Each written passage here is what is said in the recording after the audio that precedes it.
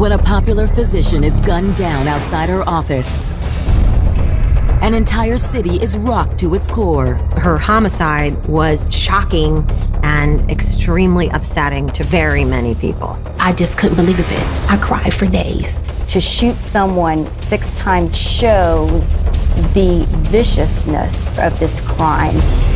But beneath the gunshots lies another, more shocking level of violence. There was a bite mark, but only the bottom teeth were the ones that were left an impression. It was a crime of passion. The question is, whose passion? As detectives step into this woman's life, they'll soon find themselves confronting a string of high-profile suspects, one more powerful and potentially dangerous than the next. You're talking about a control freak who was a narcissist, a megalomaniac. There was a bigger story here. It's definitely a shock. 97. It's the day before Thanksgiving in Akron, Ohio. At 10:25 a.m., Lori Collins, a medical assistant, steps out the back door of the building where she works for a cigarette break. In the parking lot, she notices a van belonging to her boss, 41-year-old Dr. Margot Prade. She thought that was odd because they didn't know where Margot was. Dr. Prade was supposed to arrive at the office about an hour or so earlier. The nurses and the office manager, they were waiting for her because there were so many patients waiting to see her. Dr. Prade! Dr. Prade! She saw Margot's body slumped over. Oh my gosh! And she saw blood. Dr. Prade! She didn't know whether she was alive or dead. Lori Collins rushes back into the office to call 911. Within minutes, paramedics are at the scene, but there is little they can do for Margot Prade. EMTC, she has multiple gunshot wounds. They pronounce her dead at the scene. What do we got? No pulse. This was a huge blow to the community. Margot was extremely well known and well loved. The question becomes, obviously, who did this? Who's responsible? Unraveling this whodunit will be no small task, especially when those responsible are holding all the cards. There's no gun, there's no bloody clothes. All the things you look for in a homicide, none are present. Margot Schamberger was born on September 17, 1956 in Akron, Ohio. The youngest of 7 children, Margot began making her mark on the world at an early age. She loved school when she was a little girl. She skipped the 5th grade because she was so bright. Her scholastic ability was amazing. She just excelled in many different areas. Margot attended Central Howard High School, where she blossomed into a beautiful and brilliant young woman. Long, beautiful hair, always dressed very nice, very neat. Her smile was radiant. It just lit up the room. Margot dated occasionally, but wasn't in a rush to find a man. Then, at a charity event her senior year, she met Douglas Prade, a handsome young Akron police officer. She was very impressed with him. He's very nice, athletic, strong figure, nice looking and well-spoken. She was smitten. My name is Doug. Margot. Like Margot, Douglas also grew up in Akron, though he'd left Ohio for a brief period of time after college to serve in the Navy. He had entered the military when he was young. He was discharged with a medical disorder. Douglas was 28 years old, 10 years older than Margot, which is a pretty big difference at that age, but they were determined to take it slowly and just see where the relationship went. Margot graduated high school in 1974, valedictorian of her class, but her dreams for the future were just beginning. She always wanted to be a doctor, a family practitioner. She wanted to be able to service all ages. Margot enrolled at Kent State University and took part in a dual program that allowed her to work towards both her bachelor's and medical degrees simultaneously. It just goes to show you, if you're motivated, what you can do. Throughout college, Margot continued to date Douglas Prade, whose career was also on the fast track. He rose steadily through the ranks from patrol to a sergeant in the patrol unit. In 1979, after Margot graduated med school, she and Douglas married. Soon, 2 daughters, Kenya and Sahara, made their family complete. She was just so excited to be a mother and have girls. She wanted them to have the best of everything. They had a beautiful home. They had a pool, large bedrooms. 3 bathrooms. You know, it was just a beautiful home, beautiful neighborhood. Determined to ensure their daughters wanted for nothing, both Margot and Douglas continued climbing their respective career ladders. Douglas Praed was a commander in the patrol division. He was thought to be next in line to become the next Akron police chief. Within a few years, Margot completed her residency and opened her own practice in downtown Akron. You must be Catherine. Yes. Hey, Catherine. So how are you feeling today? Her practice was thriving. She was very well known and popular. Everyone wanted to have Dr. Praed as their doctor. Unfortunately, the couple's professional success came with a personal price. The long hours Margot and Douglas both spent on the job left them little time for each other, and eventually they began to drift apart. They spent so much time away from each other, they were going in different directions. At a certain point, Margot filed for the divorce. And in April of 1997, the divorce was finalized, with Margot and Doug agreeing to share custody of their 2 daughters. Now 40 and suddenly a single mom, Margot found dating to be a daunting task. She said, I went out on a blind date the other night. I said, girl, do black people even know how to do blind dates? We don't know how to do blind dates, you know? And she started laughing.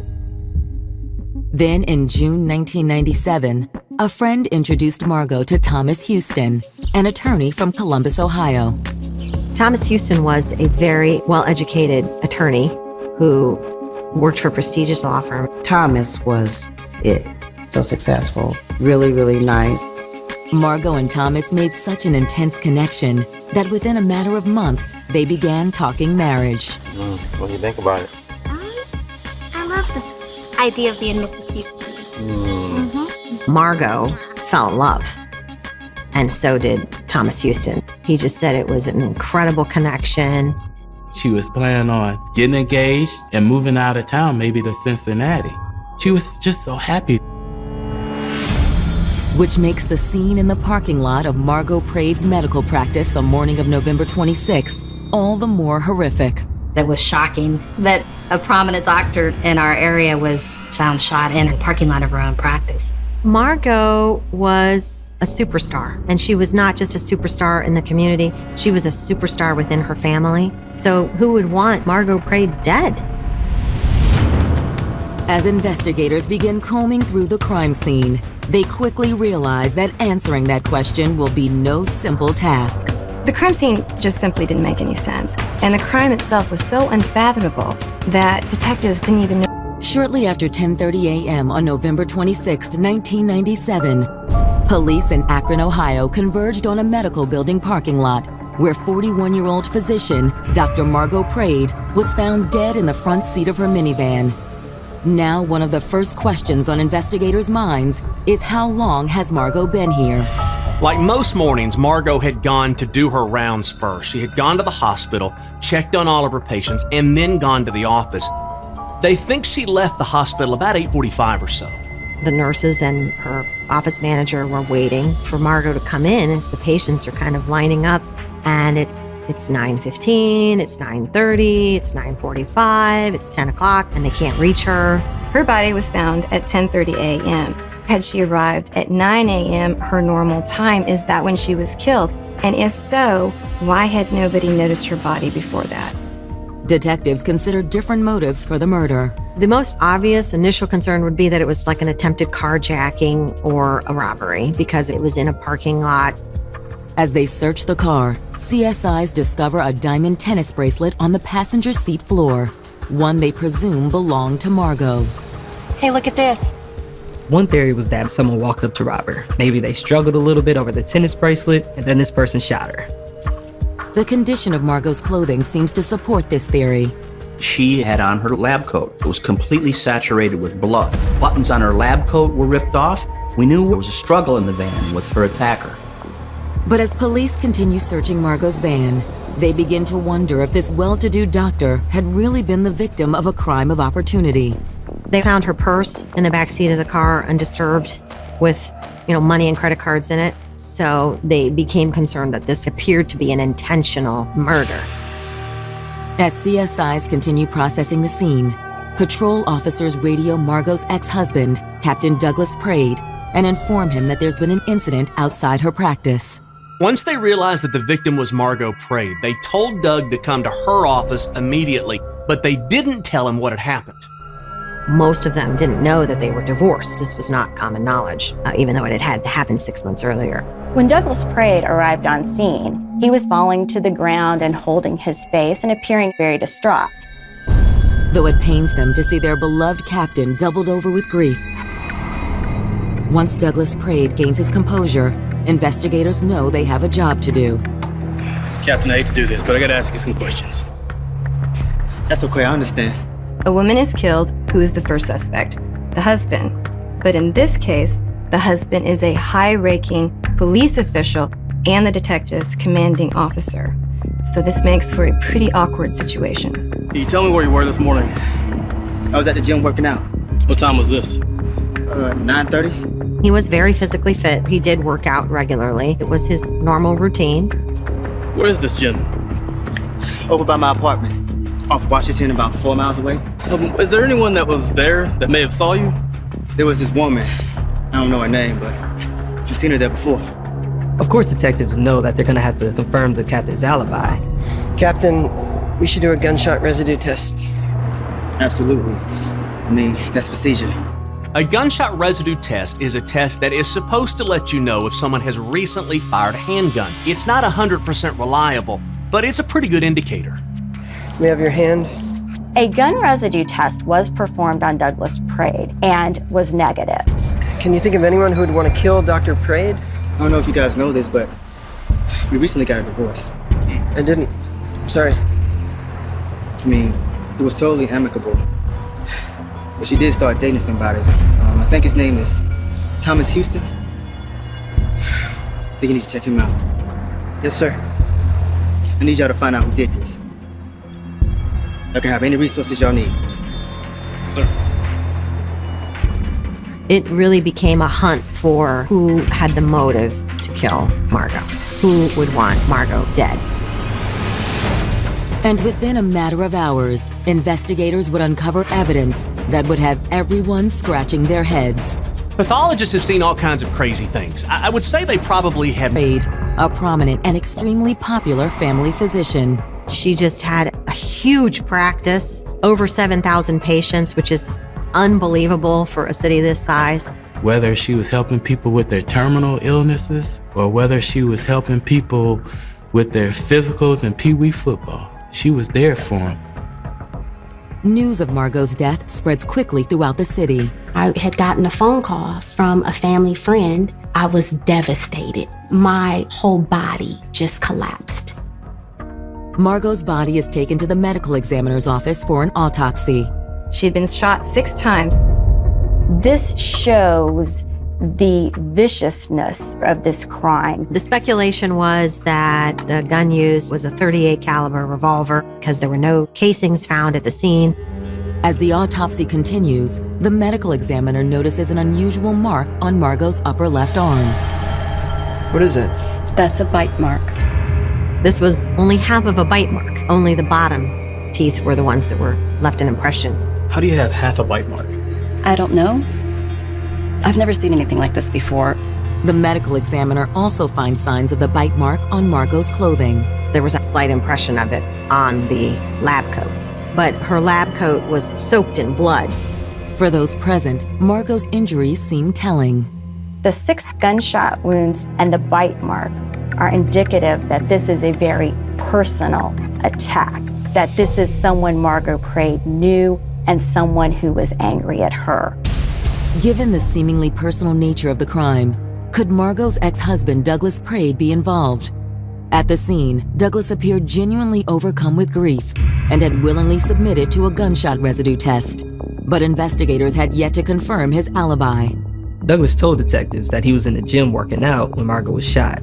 And he also said there was one other person in there with him. With no surveillance cameras at the gym, investigators checked the sign-in sheet from the morning of the murder. Not only is Captain Praed's name on the list, so is that of another individual, a woman named Kathy Lynch. Within the hour, detectives have located her and brought her in for an interview. Coming in. Hi. Can we ask you a few questions? Sure. Do you remember where you were last Wednesday, the day before Thanksgiving in the morning? I was at the gym. Miss Lynch would normally go to the gym 5 or 6 days a week and would arrive between 8:30 and 9:30 in the morning. Do you remember what time you arrived that morning? I can't be certain for that day. Was there anyone else there? There was a man. He was tall, very well built, bald-headed. Is anybody using this? Oh, no, I don't think so. So how you doing today? I'm good, thanks. Is this the man that you saw that morning at the gym? That's him. I'm positive. Kathy Lynch's statement seems to corroborate Captain Prade's alibi, with speculation swirling through Akron that the aspiring police chief might be involved in his ex-wife's murder. Investigators issue a public statement clearing him of any wrongdoing. Douglas Prade is exonerated of the murder of Margot. He moved back into the home with the daughters. He had custody of the daughters and basically took over the life there. With Dr. Prade's ex-husband scratched off the suspect list, investigators turn their attention to her new boyfriend, Thomas Houston. He lived in Columbus. He was in Columbus at the time. Thomas was the closest man in Margot's life at this point, so maybe there's something going on in the relationship that no one knew about. Thomas agrees to drive up to Akron for an interview with detectives. Mr. Houston, I know this is a difficult time, but we have a few questions for you. I understand. Houston is completely cooperative with the police. He tells them everything about how he and Margot met and about their relationship, and he seemed genuinely upset about her death. Are there any problems in your relationship? We were honestly doing better than ever. We were in love. He just said they wanted to spend the rest of their lives together. The plan was that they were going to be together at Thanksgiving, and they were going to tell everyone that they wanted to get engaged. And then she was murdered the day before that could happen. Where were you Wednesday morning? I was at my home in Columbus. You didn't work that day? No. I took off to do some personal errands. He said that he had some things to do before driving up to Akron that afternoon. He was going to help Margot with the Thanksgiving meal and stay over that night. That's when I got the call and heard she was dead. Was there anyone with you that morning? Anyone who can verify your whereabouts? No. Although Thomas doesn't have anyone who can immediately verify his statement, the 130-mile distance between Columbus and Akron makes him an unlikely suspect. Columbus is about a 2-hour drive from Akron, and while he can't prove that he was there the entire morning, there was nothing to make detectives suspicious about him. Okay, thanks for your help. We'll be in touch if we have any more questions. Desperate for a more substantial lead, detectives hold a press conference, asking the public to come forward with any information they may have regarding the murder. The request immediately pays off. Detective, you might want to come read this. Investigators receive a letter with no return address and no signature. But the author of this letter says they have information about who killed Margot. In fact, the author even identifies the killer by name. Denise Evans, a friend of Margot's. Police have no idea who the tipster is, but they now have a name, and they know that they need to find out. Ohio have been investigating the murder of popular family physician Margot Prade for nearly a week with little success. Then, after making a public plea for information, they receive an anonymous letter claiming that Denise Evans, a friend of Margot's, was responsible for her death. There was some thought that there was some hard feelings between her and Margot. Maybe there was some jealousy or envy of her relationship with Thomas Houston. Detectives locate Denise and interview her and her husband James about the allegations. We appreciate your cooperation. Oh, certainly. How long have you known Margot? For close to about 10 years now. We used to socialize with both of them, her and Douglas, before the divorce. Denise explains that after the divorce, she and Margot remained friends, and that she was the one who introduced Margot to Thomas Houston. She set Margot up with the blind date with Thomas. Were you jealous of Margot's relationship with Thomas? What? That's crazy. Why would you say something like that? The detective puts all his cards on the table and he tells them about the contents of this anonymous letter. This is outrageous. I can't even imagine who would say something like that. So it's not true? No, absolutely not. Denise and James Evans deny the allegations in the letter. They also are able to provide solid alibis as to where they were the morning of the murder. So the police end the interview. Well, thank you for your time speaking with us. We'll be in touch. Thanks. The investigation is back at square one. Meanwhile, Dr. Margot's family lays her to rest in a ceremony that draws citywide attention. It was huge. A line was wrapped around the church. People were devastated, sobbing. But two individuals felt the weight of this tragedy in a way that no one else could. Margot's daughters, 12-year-old Kenya and 8-year-old Sahara. Kenya and Sahara was so young, and everyone was there for Kenya and Sahara. We supported those girls wholeheartedly. With each passing day, the frustration builds for investigators as they search desperately for any clue that might lead to the killer. The police spent considerable time and effort looking for the murder weapon. They had gotten a tip that the murder weapon was thrown in Summit Lake. And it's a fairly deep lake, a muddy lake. Desperate for evidence, police send a team of divers into the lake to search for the gun. So you gotta remember here, it's November in Ohio. The water is cold, it's murky, it's dark, it's deep. There really was no trace of the gun that they could find. Even if the murder weapon was thrown in there, they almost assuredly never would have found it. Then they finally get a break. They learn a car dealership next to Margot's office has surveillance cameras which point in the direction of the parking lot. Today, of course, most businesses have surveillance cameras, but back in 1997, that was not the case. But the video's quality is a far cry from today's high-def standards. It wasn't digital technology. We even sent this video to NASA, trying to get it as clear as humanly possible. One thing police get is a timeline of the shooting. The enhanced video shows Margot's van arriving at her office at 9:09 a.m. The officers also discover that there had been a white car waiting there for at least 10 minutes, and then you could see a very shadowy figure get out of that white car, walk over to the minivan, and get in the passenger door. And about 90 seconds transpired, and then they opened the door. A few more seconds transpired, and then that person went back to the white car and left. There's no doubt in detectives' minds that this person is the killer. But the poor quality of the footage poses another problem. The image was so grainy, they couldn't even tell whether it was a man or a woman. The owner of the car dealership has other key information. So you knew Dr. Prade, is that correct? Oh yeah, I knew Dr. Prade. In fact, I spoke with her that morning. You did? About what? Well, she was buying a new car from us, an SUV. It was on order, so she was calling to see when it might be coming in. Aside from this new SUV, the dealer had also sold Margot the van she was driving on the day of the murder. He informs detectives of a unique safety feature it included. When you got it up over 15 miles an hour, all the doors automatically locked. And they stay locked even when you stop.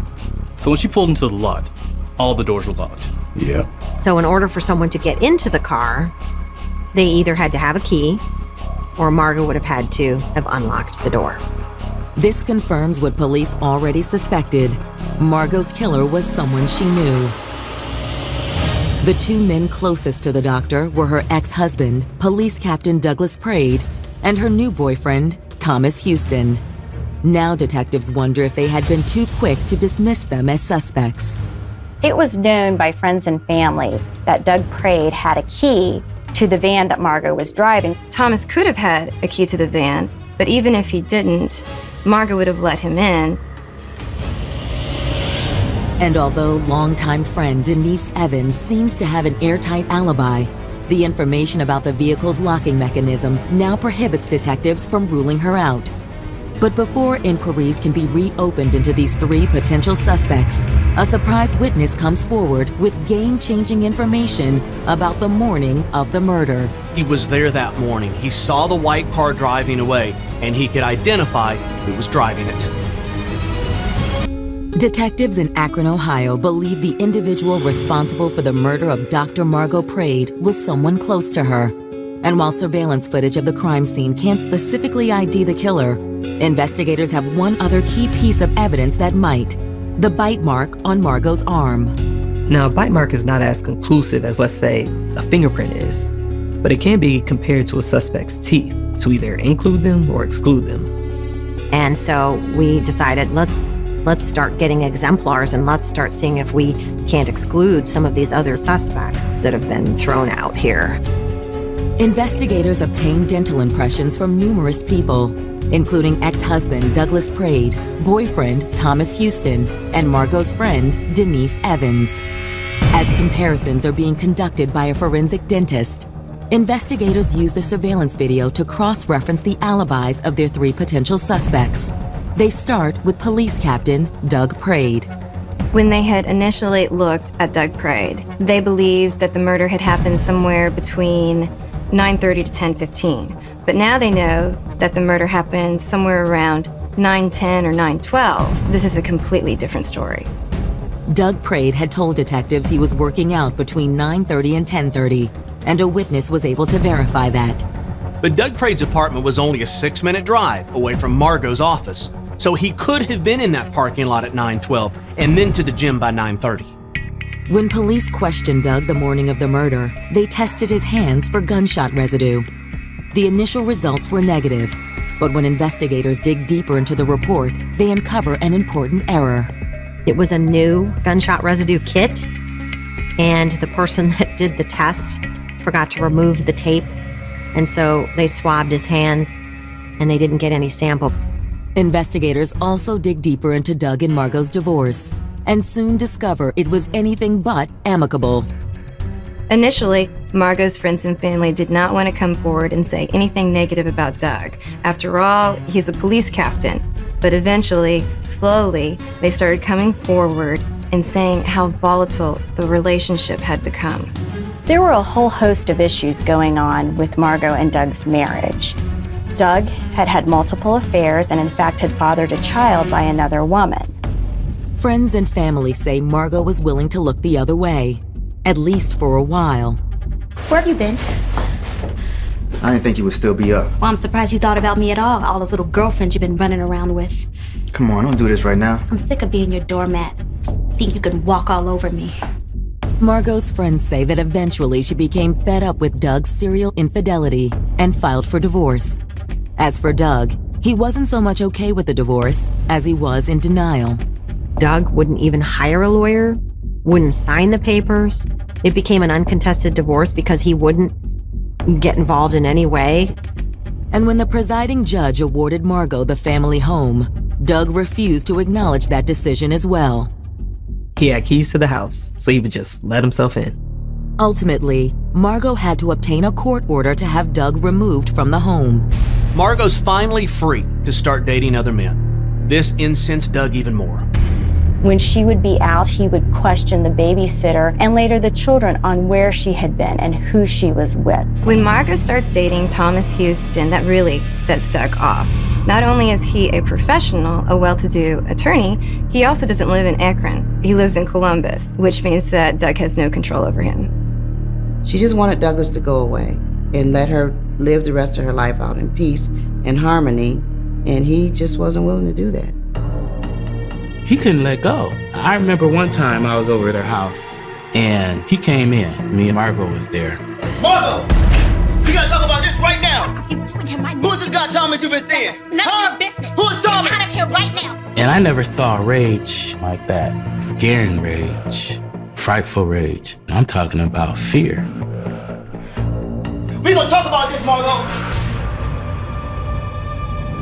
According to Margot's loved ones, the weekend before the murder, Margot flew to Las Vegas with Thomas Houston.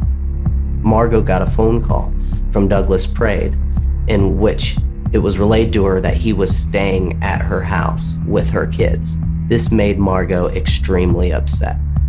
She changed the locks and installed a security system. He would still go over there and gain access to the home. Now at her wit's end, in November of 1997, Margot called her attorney to discuss further legal action against her ex-husband. Doug came over unannounced again. She wants to go back to court to have Doug's joint custody revoked. This will mean he couldn't see his daughters whenever he wanted. She also wants his child support payments increased. I made him pay less as a favor to him, but I need him to pay the full amount. And while Margot Prade was moving on and starting a new life, his life was somewhat unraveling. He was in financial trouble. He had a lot of debt, and she was going after him for more child support. But apparently, Margot also took issue with something Doug did just prior to her death. She complained about Doug having keys to her van. He used it anytime he wanted to without her permission.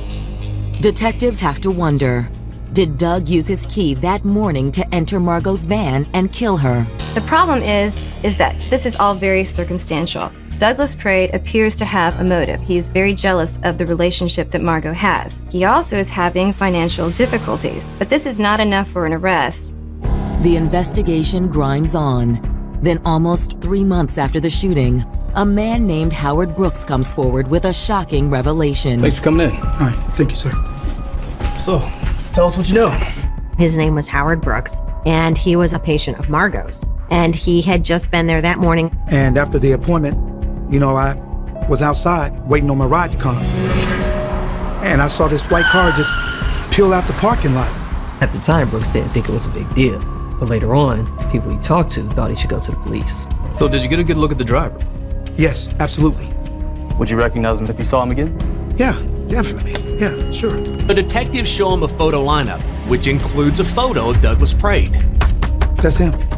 That's him right there. You're sure? Positive. Howard was very adamant that Doug Praed was the driver of the car. He also felt that perhaps there might have been someone else in the car with him. He wasn't sure.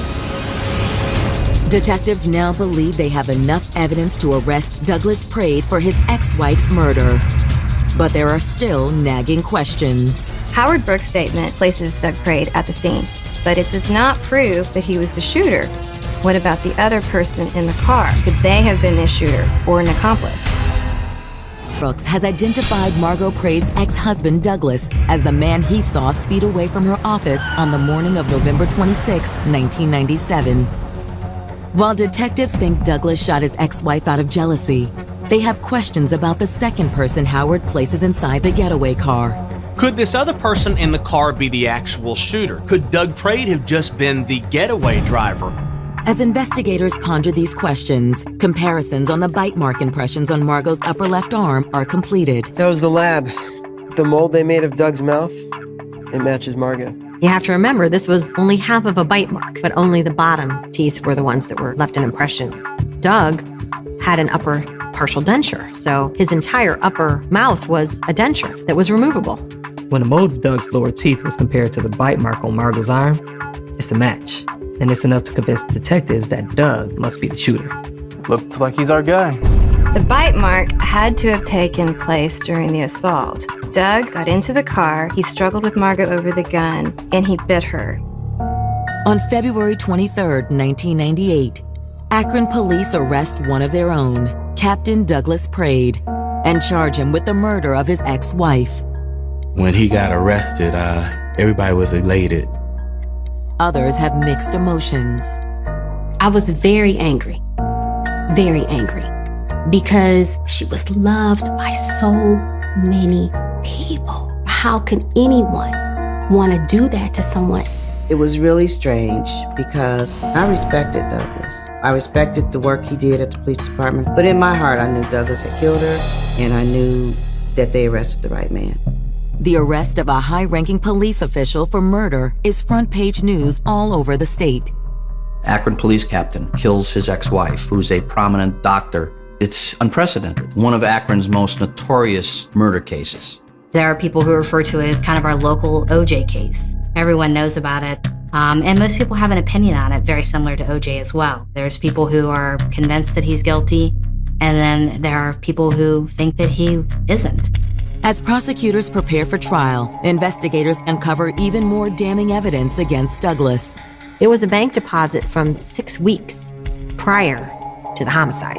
On the back side of it, he had handwritten out numerous bills that he had, and then they were totaled up.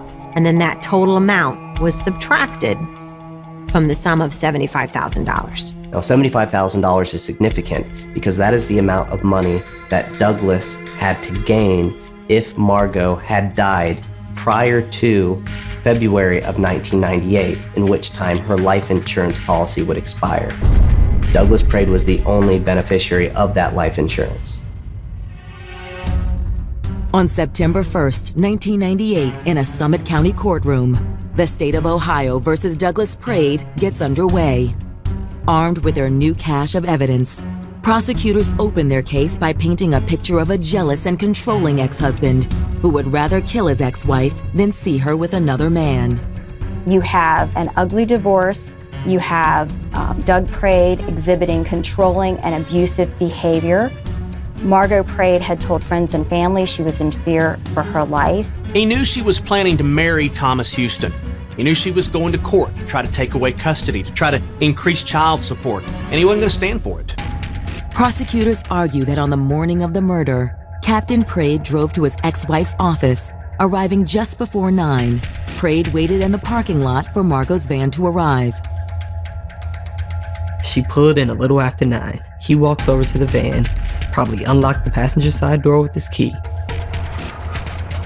Margot, open up the door. Douglas, what are you doing here? Let me in. I want to talk to you. No, I'm not letting you in. There's nothing to talk about. No, there's nothing to talk about. Douglas, what are you doing? He gets inside. They argue. Please get out of my car. Wow, we need to talk about this. Let's There's work this nothing to talk about. He pulls a gun on her. We're gonna be together. He points a gun at her, and she didn't just sit there and take it. She fought him. I don't think he was expecting that. And so he ended up doing something that was not planned by biting her. He emptied the gun into her.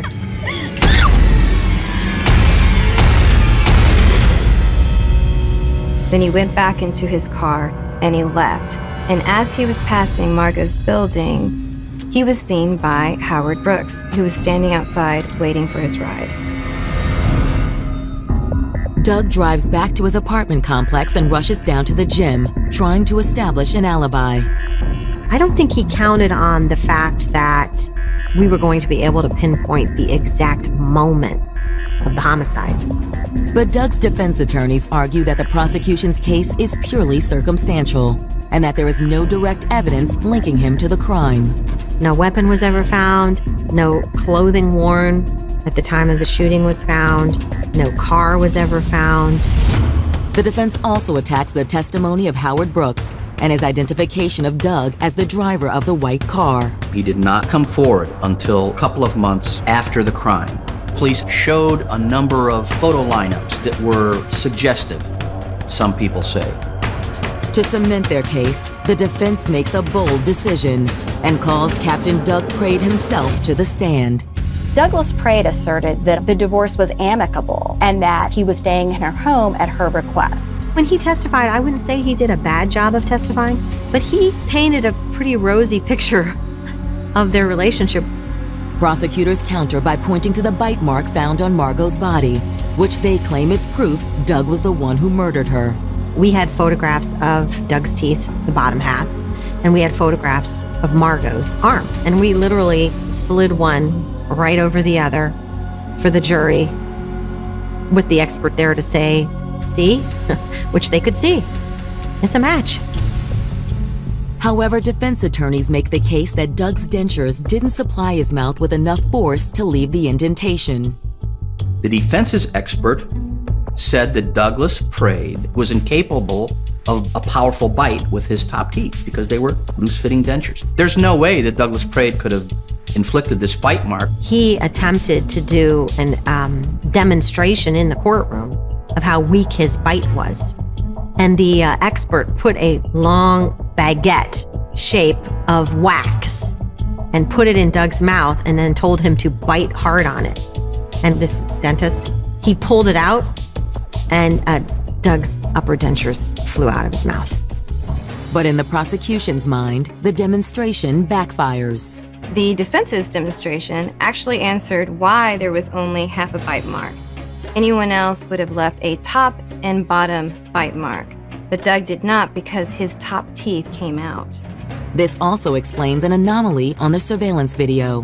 When you look at the video, you have the person inside the van for about 90 seconds, then the door opens, and then they're standing there at the doorway for another maybe 10 to 15 seconds. You just shot somebody 5 or 6 times. Why aren't you slamming that door and running right out of there? Why are you standing at the door risking being seen? Because you've left something that you cannot leave? We surmised that that was Doug looking for his dentures.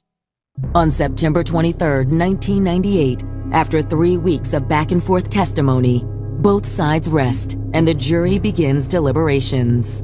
I really was emotionally invested in this case. I highly identified with Margot Braid. She was just such a remarkable person. I just felt very strongly that her death deserved justice. After just 4 hours behind closed doors, the jury returns with a verdict. Douglas E. Braid, guilty of the offense. He was found guilty of aggravated murder. We were relieved because Margot had some justice. And it wasn't just us, it was for her. It was for the community. It was for all the good cops that are out there.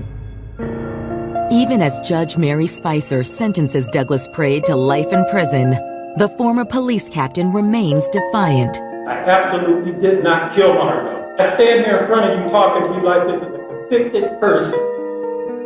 I'm an innocent convicted person. He stood up in court and he says, "You are sending an innocent man to prison." He just keeps saying he's innocent. That's sick and twisted. You pulled the trigger. Attorneys for Douglas Braid filed numerous appeals throughout the years. In 2010, an Ohio court grants his request for new DNA testing of forensic evidence from the case. Douglas Braid's attorneys were asserting that there was new testing available that had not been available at the time of his trial in 1998. A small swatch of Margot's lab coat near the bite mark is removed, and DNA tests conducted on it. While the tests reveal a partial male DNA profile on the coat, it does not match Douglas Braid. The defense argued because Douglas Braid was excluded from being the partial male contributor, Douglas Braid did not commit the murder. On January 29, 2013, Judge Judy Hunter orders Braid's release from prison, stating no jury today would convict him of the murder. Douglas Braid walks out of prison a free man. When I read the judge's decision, I couldn't believe it. Braid's freedom is short-lived. Prosecutors appeal Judge Hunter's decision, claiming the new DNA tests do not prove Braid's innocence. They argued extensively in court that the DNA had degenerated to such an extent, there's no firm conclusions that you can make because of contamination and the passage of time. The 9th District Court of Appeals agrees with the state and orders Douglas Braid back to prison to complete his sentence. The Court of Appeals found there was overwhelming evidence of Doug Braid's guilt, such that these new DNA results would not have affected the outcome. You have 13 months of freedom, and then you have to go back in and finish your sentence. That's poetic justice. The Lord gave him a taste of freedom only to send him back, and that's a worse punishment than if he had never gotten out at all. Although nothing can bring Margot Braid back, her memory lives on in friends, family, and the city who loved her. I want my aunt to remember for being one of the best doctors in this city. She had a great work ethic. She was nurturing to her patients. She was an angel. I know she's smiling down on us. I know I'm the mother today. Maurice was so put together. Like he was very debonair and suave. Knew how to speak, knew how to smile, knew how to stay reserved. My mom called me and she said, "Your Uncle Maurice was killed." And I said, "What?" We entered the residence at that point, and both of us could smell an odor of decay. I started shining my flashlight around in the room, and that's when I seen blood.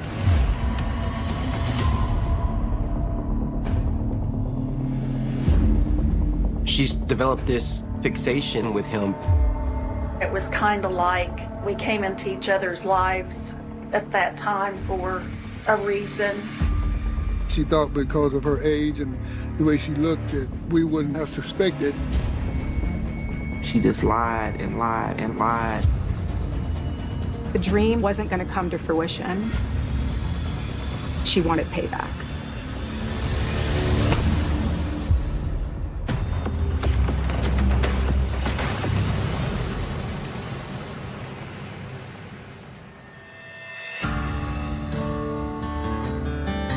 Guthrie, Oklahoma is just over 32 miles north of the state capital of Oklahoma City. You don't really hear about a lot of violent crime in a place like Guthrie. It's like a lot of towns in Oklahoma, more of a kind of smaller, tight-knit community.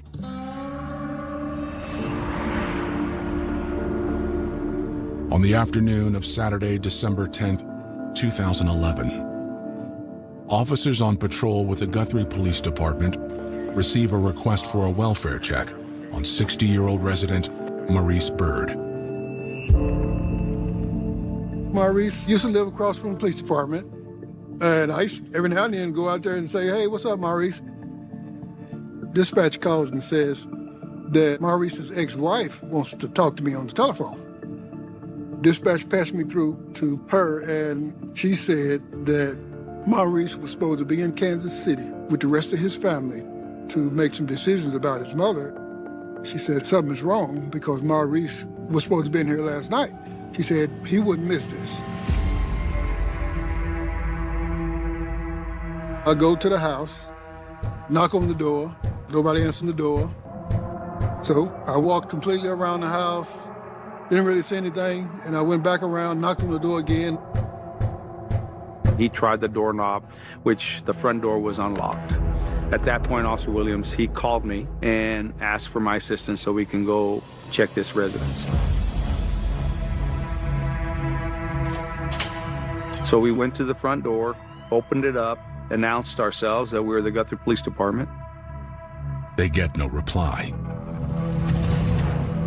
We entered the residence at that point, and both of us could smell an odor of decay. We went through the kitchen, and there was a chair that was knocked over. I observed some droplets of blood that was there on the floor. The officers cautiously follow a trail of blood to the bedroom. I took my flashlight, started shining my flashlight around in the room, and that's when I seen Maurice Byrd laying on the floor on the left side of the bed, and I could see blood. It was obvious he was deceased. I could see that he had been deceased for a little while just due to the discoloration in his skin, and also notice a pool of blood under the side of his head. The officers can't tell how Maurice died, but there are enough red flags to call it suspicious. You have one chair that's overturned, and then a little bit of blood splatter that's on the ground, and then Maurice is found by the bed. It appeared that there was a little bit of a struggle. I stepped back outside of the residence and made contact with my chief of police at the time. He said, go ahead and call our investigations unit, and OSBI was also notified. I couldn't think of a reason why somebody would do anything to Maurice, because as far as I knew, he was a good dude. He was a good guy. It was kind of puzzling.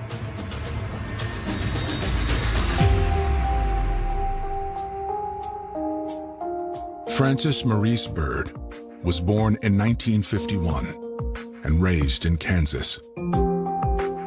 We had a really big family, and my grandma and her sister raised us like within blocks of each other. Granny had a house on the corner, and Aunt Wanda had a house down the street. And my Uncle Maurice was Aunt Wanda's son. We were all always at the other's house. And, you know, no knocks on doors, in and out, you know.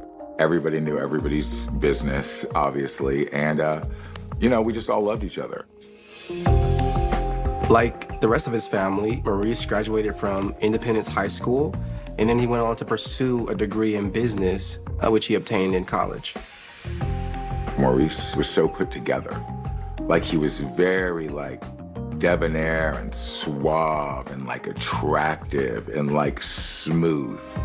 Very professional, very eloquent, knew how to speak, knew how to smile, knew how to stay reserved. He wasn't, like, confrontational or aggressive, but he was very commanding of his space. In 1976, Maurice got married and started a family. He and his wife went on to have 2 beautiful children and basically the American dream, a nice home, a nice family, everything that he really could have asked for. Maurice was a building contractor. He was good at what he did, and he was committed to doing the best job that he could. After the kids left home and over 35 years of marriage, Maurice and his wife divorced. He was still very involved in his family's lives, his siblings, his kids. He even kept up a relationship with his ex-wife. He was really looking for a fresh start and a place that he could really thrive with his real estate company, commercial and residential. And Guthrie was seen as a place that was still on the up and up, still with room to grow. At this time in his life, he moved to Guthrie as kind of a restart. He was very active in the community. He was a counselor for at-risk youth and the director of a nonprofit organization in the community. He wanted to give back. He was gonna open some houses for at-risk people trying to transition back into society. He wasn't judgmental. He knew that we all had a past and that we can either take our past and use it as building blocks and become successes, or we could be stuck in our past. And he was all about giving people second chances. As suave as he was, as debonair as he was, as successful as he was, the most important thing was getting these people off the streets and giving people a chance to do better. But Maurice will never see his dream come true. He lies dead in his bedroom in a pool of blood. Agents with the Oklahoma State Bureau of Investigation arrive at his Guthrie home. When we entered the bedroom, we could tell that Mr. Byrd had been shot. We didn't find any casings, and there was not a gun there. That pretty much gives you a good indicator that wasn't suicide, that someone had killed him. Someone shot him 4 times in the back.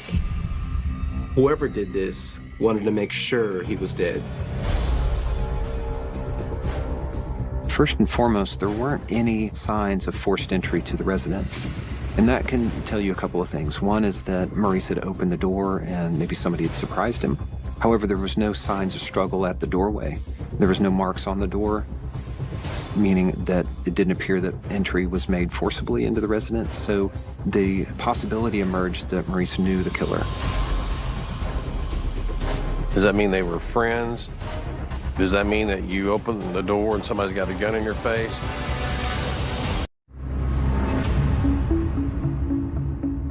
The Oklahoma State Bureau of Investigation is in Guthrie, where 60-year-old Maurice Byrd has been found inside his home with 4 gunshot wounds to the back. There wasn't any forced entry to the house. It didn't show that it was a burglary. We didn't discover anything from the residence that was stolen. There is one possible exception. We knew that Maurice had a vehicle, but no vehicle was currently at the residence. So initially it was thought that whoever had killed Maurice had actually taken his car as well.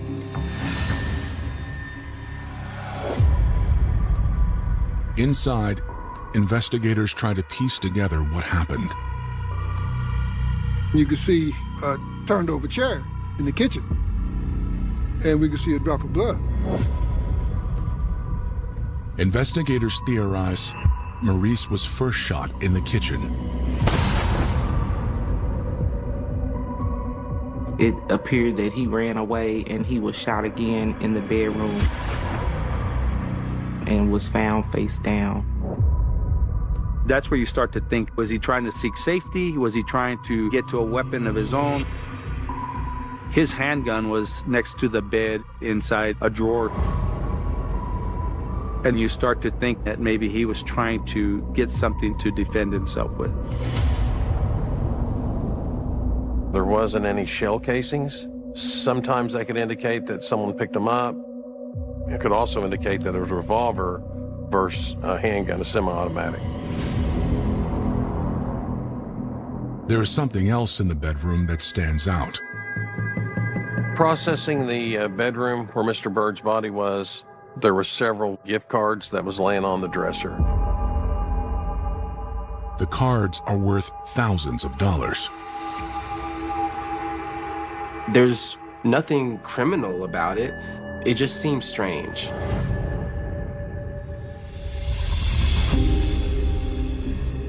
Investigators contact Maurice's family. In this case, everyone was out of state, and exigency actually required us to notify at least one of the family members first via telephone. Somewhat uncommon, but we needed to get that out there and see what it is that the family knew. So the first call was to Maurice's ex-wife. Although suspecting something bad, of course, it was still shocking to her to learn that Maurice had passed, especially that it wasn't natural causes. I just can't imagine anybody having anything bad to say about him.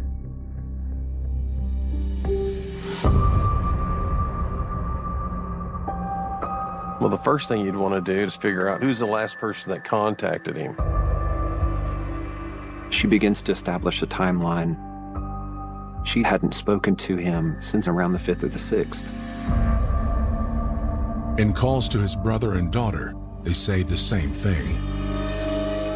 No one has actually spoken with him after the 6th, so about 5 days since he was located. Then we shifted into a mode of walking around to the neighbors, asking them if they heard any gunshots. When was the last time they'd seen Maurice? Everybody that I spoke to had not seen him within a 2-day period. Between December 7th and December 10th is probably when he was murdered, because they didn't hear from him from that time period. Detectives learned that Maurice's car was not stolen. Neighbor number 2 that I spoke with, he had known quite a bit, but the last time that he had talked with Maurice was a few weeks earlier, just before Thanksgiving. He said that Maurice had a gray sedan, and it was currently being worked on by a mechanic. We would also be looking at who has surveillance video and go from that point. It was learned that there was a camera that was on a church that actually was just to the south of this property, and it got a good portion of the street out in front of Maurice's house.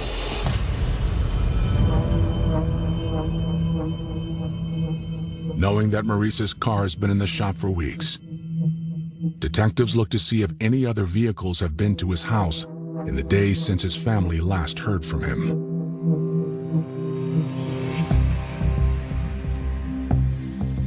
Now, there was one timestamp that the police found interesting.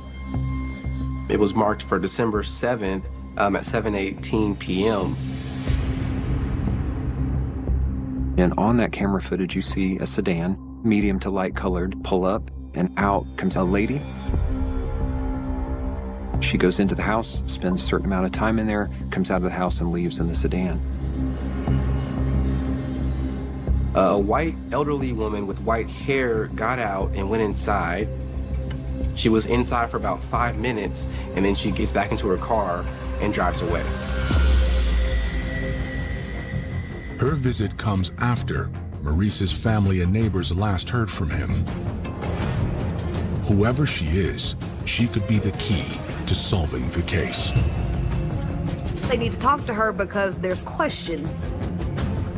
Did you know something? Were you just coming to visit Maurice? Did you see something? My mom called me and she said, your Uncle Maurice was killed. And I said, what? And she goes, your Uncle Maurice was killed. And it was just devastating. And I said, what happened? And she goes, well, we're not sure. Death is devastating, but he was murdered in his home and he was shot in his back. You know, he was murdered. The loss of my uncle was very devastating to my family because we loved him so much, and he was such a great example of love, of kindness, of compassion, and of community service. It was tragic. Investigators in Guthrie, Oklahoma, are reviewing surveillance footage that shows an elderly woman in a gold sedan entering the home of Maurice Byrd after he was last heard from by family and neighbors. You couldn't really identify the person that got out of the car that walked to the house because it's dark. Investigators keep watching. 20 minutes after her first visit, a second camera picks up the vehicle again. Both cameras are picking up this same gold sedan, which seems to be going back and forth in the neighborhood. It just seems strange. That vehicle had been circling around that house a couple of times. Eventually, she parks, this time in an alley adjacent to the church. Again, you see this same gold sedan on this footage, and you see the same elderly white woman with white hair get out and go into Maurice's home. But this time, she doesn't leave for an hour. Investigators move quickly to try and identify the woman. You can't see the license plate, and you can't really identify the person in it. It just looks like an older lady. That information was forwarded to me to be able to determine the type of vehicle. And we were able to determine the make and model of that car, even a year range. Police turn to the residents of Guthrie for help. At this point, the police have done all they can, and they're going to need help from the media. Journalists have the ability to reach out to communities, to gather responses and trust in a way that sometimes police can't do. We put the information out there in hopes that someone will be able to recognize the vehicle, recognize the woman in the footage. But days pass without any leads. No one was able to identify her, and it was almost like she was just a ghost.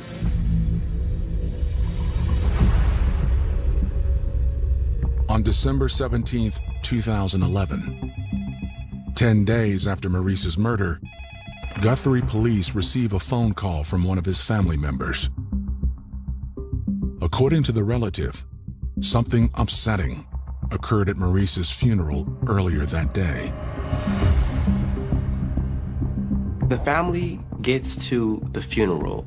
You know, they're in the process of mourning Maurice, spending time with their loved ones, and this woman shows up. And instead of, asking the family if there's anything that she can do for them, expressing her condolences, she's asking for money that she believes Maurice owes her. She makes a request to the family and says, Maurice owes me money. And it wasn't just $5, $20. It was $20,000. And she starts asking questions about when his estate was going to be divvied up and just all kinds of inappropriate questions. She literally started going into how Uncle Maurice owed her money and that she had belongings in his apartment that belonged to her, and she wanted those things. And she wanted to see about any insurance or anything because she was owed.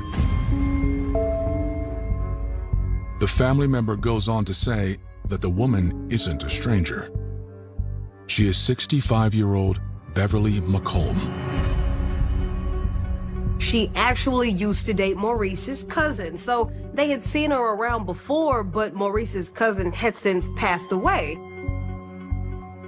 We didn't really get along, but her and my dad weren't together for very long. So for her to be here requesting money at a funeral, what relationship do you now have with Maurice that entitled you to come and ask something like this? It was weird. So the family said, you know what? We're calling the police.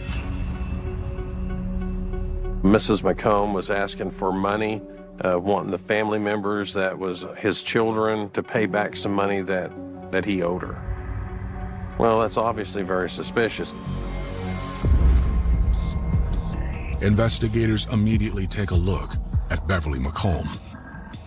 Investigators look into her vehicle to see what she owns, and what they find is that she's the owner of a gold sedan, the same gold sedan that was seen at the church surveillance footage. Investigators also learned that Beverly lives 250 miles away in Forney, Texas. On December 20th, OSBI, in cooperation with the Texas Rangers, applied for a warrant to search this woman's home in Forney, Texas. At the same time, the Oklahoma State Bureau of Investigation agents traveled to Forney to question Beverly. You know, this is a 65-year-old woman, quiet home in the suburbs. What is the link? What is the reason that she would have to travel from Texas to Oklahoma? How were Maurice Byrd and Beverly McComb connected? This is about Maurice Byrd. And do you know Maurice?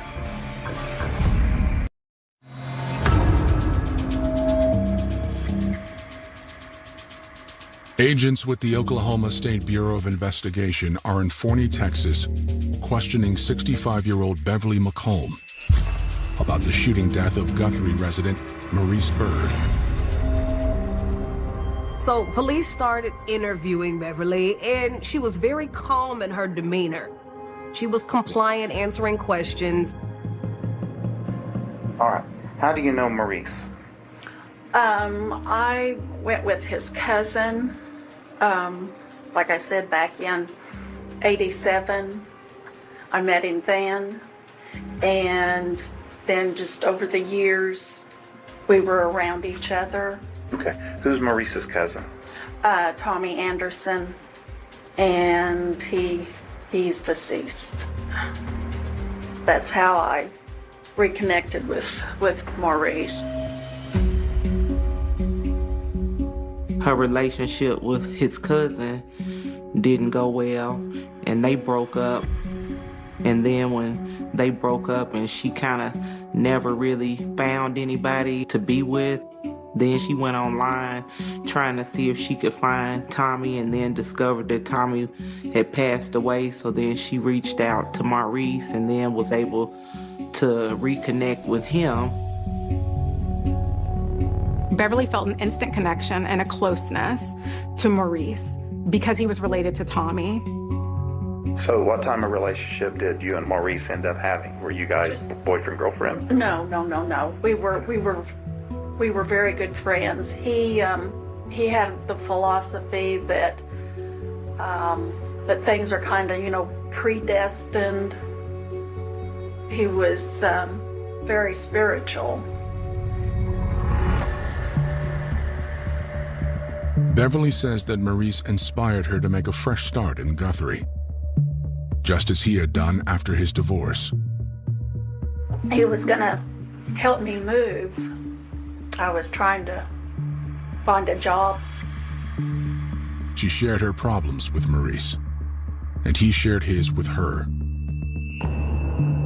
He said that, he kind of told me beforehand about how he was kind of living sparsely, I guess you would say. And he said that someone that owed him money hadn't paid him. I thought, well, I've still got some. Maybe, I could get a little bit of money to help him. Did you get cash and give it to him out of that, or did you transfer it? I transferred it. I got, it's like some kind of a money card. When we were processing the crime scene in the bedroom, I remember seeing some gift cards laying on the dresser. That was how she was paying him money. If you had to guess at a total dollar amount that you gave him over the past 3 months. I think it came out to $17,000 and something. She stated that she had given Maurice $17,000 to $20,000 over a span of 3 months. But Beverly insists she was okay with that. Was he using you? I don't think so. Don't think so? No. He fully intended to pay me back.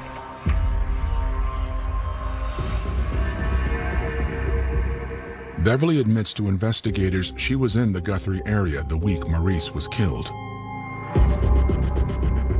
When was the last time you saw him? Oh, I think it was a few days before this happened. Before he died? Mm-hmm.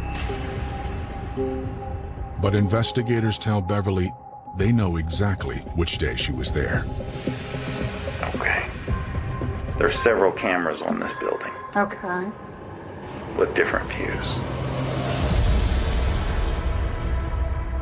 They present Beverly with footage that shows her entering Maurice's home the first time on December 7th. That's the day he died. That day? Did you ever see him again after that? No. But investigators tell her the footage shows her going back 20 minutes later. You went back to the house that night. Tell me what happened when you went back to the house that night.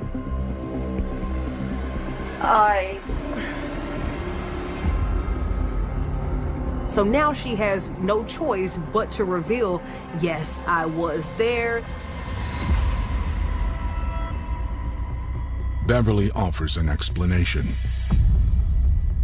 She tells them a story of Maurice encouraging her to, obtain a gun to protect herself. She's an elderly woman living alone, and that, according to her, Maurice took her to get the gun. She tells investigators that she went with Maurice to a shooting range, but they know she's lying. The worst thing that you can do is lie to me. They press Beverly for the truth, but they are unprepared for what she says next. You didn't go there with the intent to kill him, did you? I didn't go by myself. Then slowly, with hesitation, admitted that somebody else was with her that night.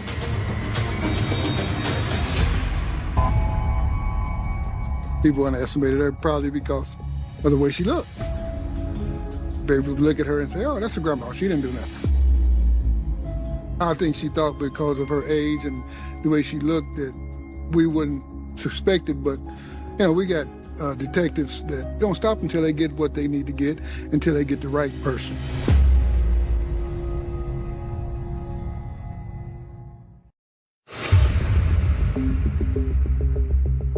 Presented with surveillance footage, Beverly McComb admits she did return to Maurice Byrd's home on the afternoon he was shot and killed. But Beverly says she didn't go alone. Who is he? I don't know his last name. What's his first name? Max.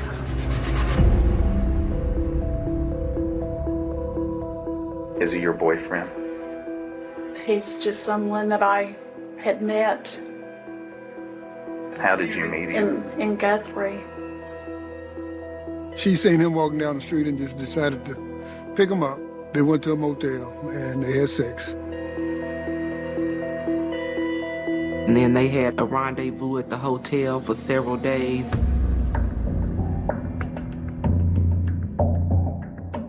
During their tryst, Beverly confided in Max about the money she'd loaned Maurice. And He's a nice person. And he felt sorry for me, but I mean, he felt more like that I'd been, taken advantage of. Max, he told her, you need to stand up for yourself and you need to get your money back.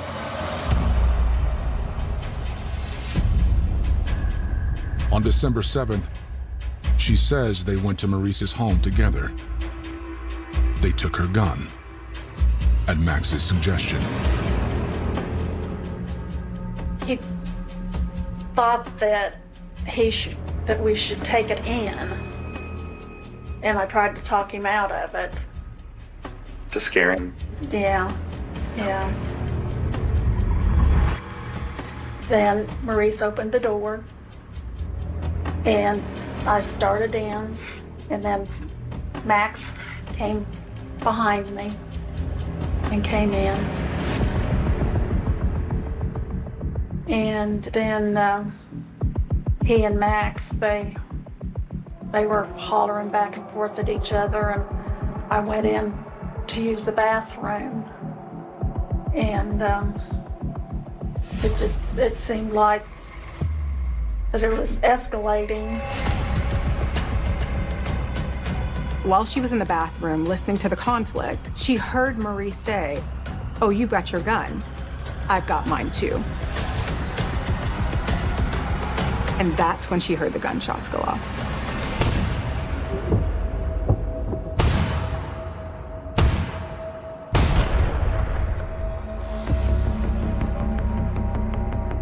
And after that, she's so scared and terrified that she runs out of the house. Beverly told police that when they left the home, Max left on foot and she left in her vehicle, which is why you wouldn't see him get in her vehicle on the surveillance camera. Okay, I mean, you're being honest with me about that. Is he the one that shot Maurice? Or did you do it? No, I didn't. Okay, Max did? And you're being 100% honest with me? Yes.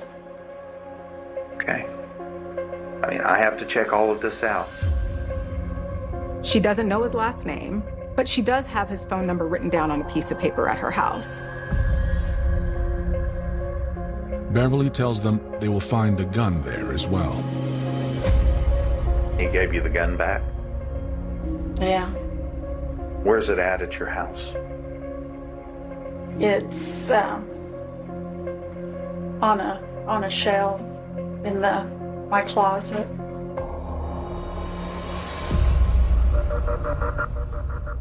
Then Beverly puts a sudden end to the questioning.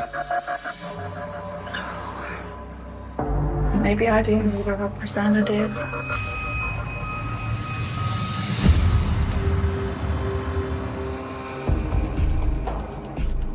At Beverly's house, the search is already underway.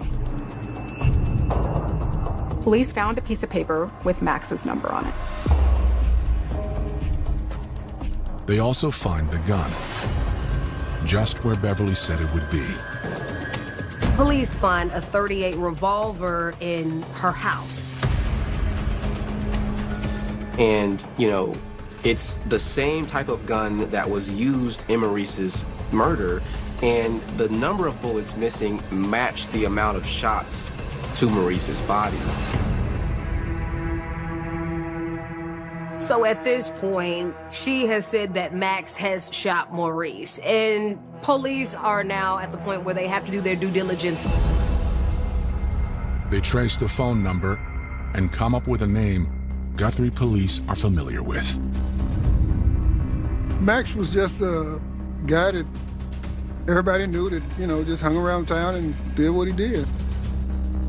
And I found Max at one of the stores here in town and told him I need you to come to the police department.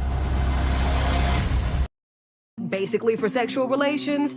Max agreed. They went back to her motel. They did what they did, but that was the extent of the relationship. Max explained that he was not guilty and he had nothing to do with Maurice's murder. Max offers an alibi. He was at a convenience store at the time of the murder. So I went to the store, pulled the video, and there's Max on video cashing a check. So at that point, we knew Max didn't do anything. That only left one person, Beverly McComb. On December 22nd, 2011, police arrested Beverly in her Texas home for the murder of Maurice Byrd.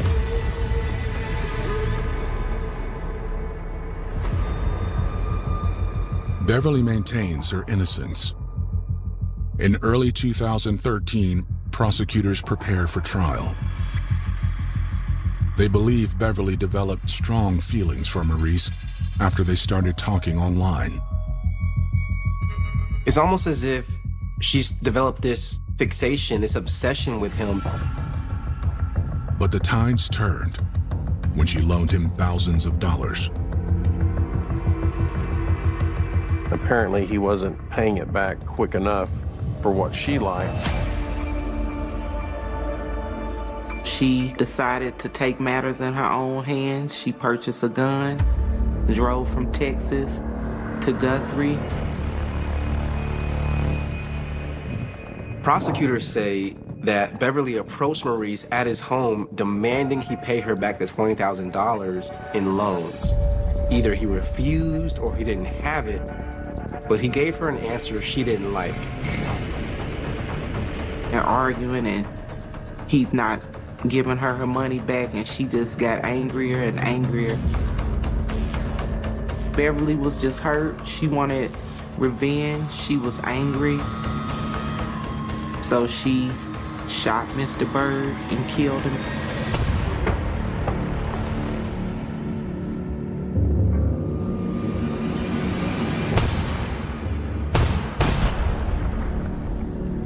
When Beverly realized that the dream that she believed that she saw in Maurice wasn't going to come to fruition, it wouldn't come into reality, she got angry and she wanted payback.